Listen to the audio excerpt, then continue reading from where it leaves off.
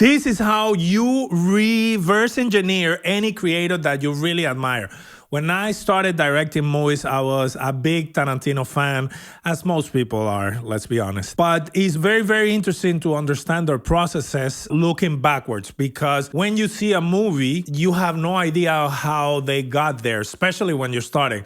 Of course, right now I know a lot about techniques, about equipment, about crew, about how to handle a scene, actors, how to produce, how to get budgets, how to distribute a little bit. I don't know that much, but I do know. And that is exactly why at the beginning, it was so useful to try to understand how he got there, but going from the end to the beginning. So, for example, one of the things that I used to do is that the first thing I did is, after I watched all the Tarantino movies that I liked, I went and bought the scripts. And I saw the difference between his scripts, which in my opinion, scripts are so good that I don't even know if I feel the movies are as good as his scripts.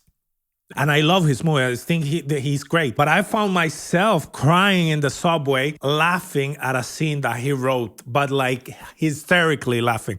And that never really happened to me while watching one of his movies. Still, I love his movies, love them, seen them 1,000 times. But the effect that he has on the word is just unbelievable. So for me, it was very interesting to think, okay, look how he got it here and what he gave away, what he sacrificed. One of my favorite scripts of his is Natural Born Killers that he didn't direct. And then I saw how they chopped off the movie that came to be directed by Oliver Stone. You start understanding what are the sacrifices.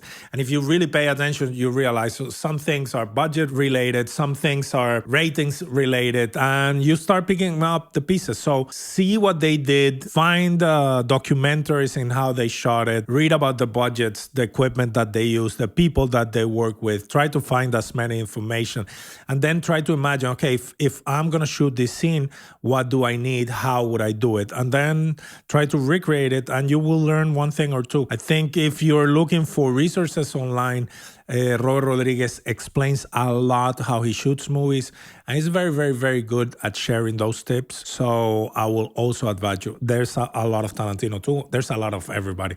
So go and ingest as much as you want and get that fire burning so that you can go and create. See you next time.